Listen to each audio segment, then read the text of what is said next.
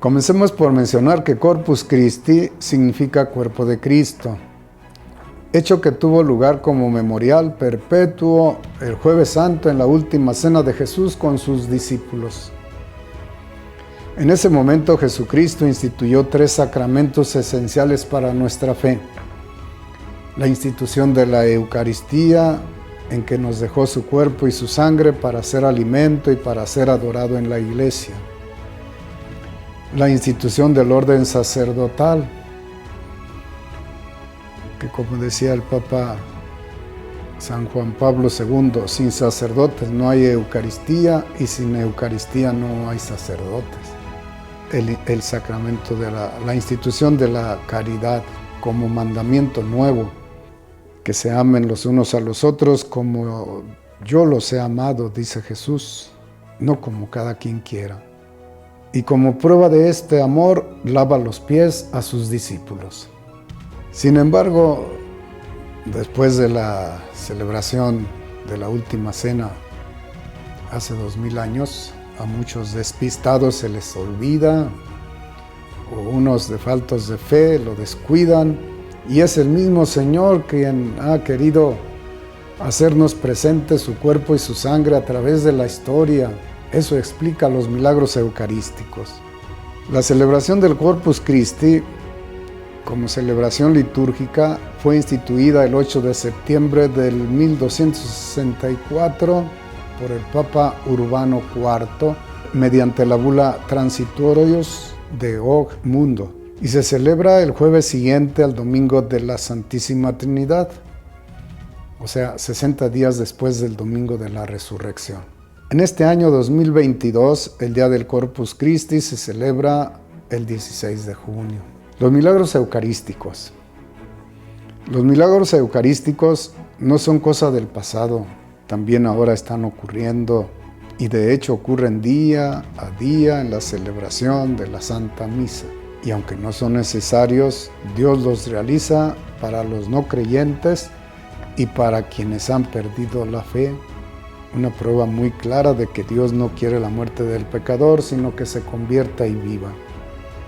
De hecho, Eucaristía proviene del griego y significa acción de gracias. Con esta palabra quedan de manifiesto las gracias enviadas desde el cielo por medio del amor de Cristo, tanto en el plano místico como en el humano. Es el mismo regalo. Es el sacramento más sublime. Por eso se le llama el Santísimo Sacramento del altar. La Eucaristía puede entenderse sencillamente como un alimento sobrenatural, pues así como el cuerpo absorbe el alimento natural sin darnos cuenta y lo aprovecha, así ocurre con la nutrición sobrenatural que nos dirige a la santidad. De tal manera, comulgar en pecado mortal sería un grave sacrilegio. Para que una falta sea pecado mortal, recordemos que se requiere que la falta sea grave, que se conozca y se cometa con pleno consentimiento. Ante el pecado tenemos el remedio en la confesión. Sin embargo, algunos no comulgan por negarse a arrodillarse ante un sacerdote en el que solo miran lo humano, porque dicen que van a volver a pecar. Sin embargo, así como cuando caemos nos levantamos lo más pronto posible, así también si pecamos hemos de acudir a la penitencia, pues Dios perdona a quienes confiesan humildemente sus pecados. Aclaremos que no debemos confesarnos solamente para comulgar, como si la comunión nos la pudiéramos dar a nosotros mismos como un mérito personal. Debemos confesarnos para andar el camino de Cristo Jesús, como dice el apóstol San Pablo en la carta a los Filipenses: tengan los mismos sentimientos que tuvo Cristo.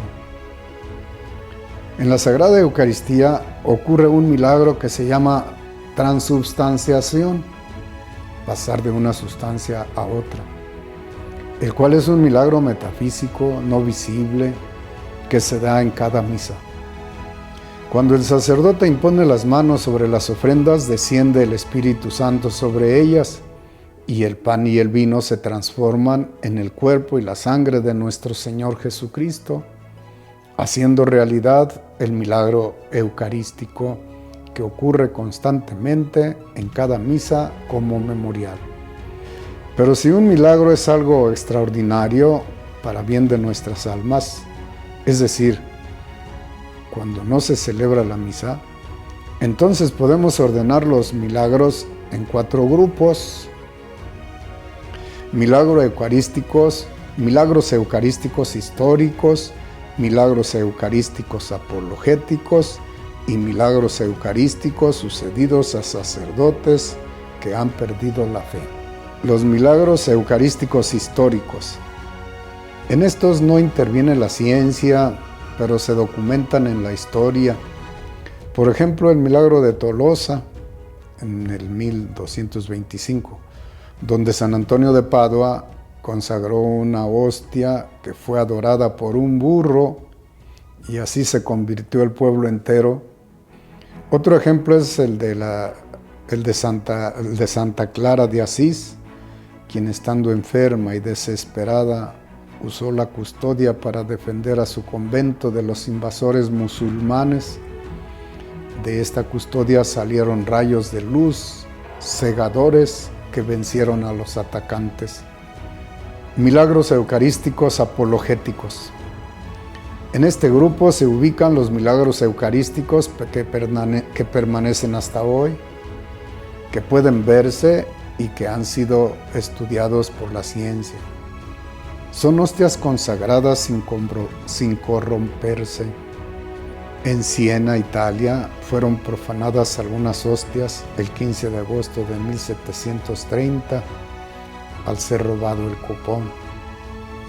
Estas hostias fueron iluminadas y encontradas por sacerdotes 3 días después y hoy en día siguen intactas como cuando fueron robadas.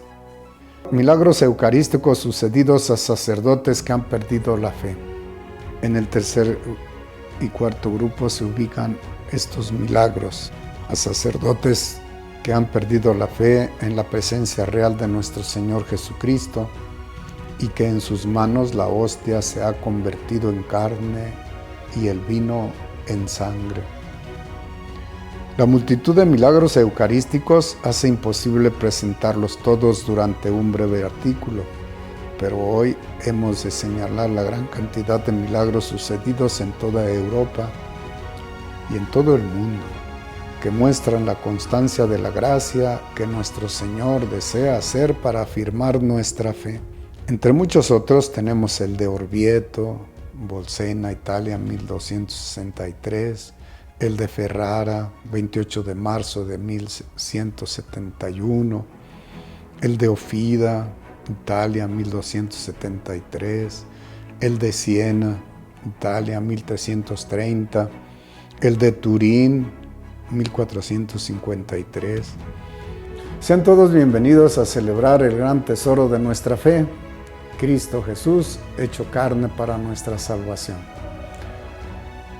Se va a realizar en las parroquias y en el templo expiatorio a las 6 de la tarde, presidida la solemnidad por el señor arzobispo. Están todos invitados a vivir este momento tanto en sus parroquias como en el templo expiatorio.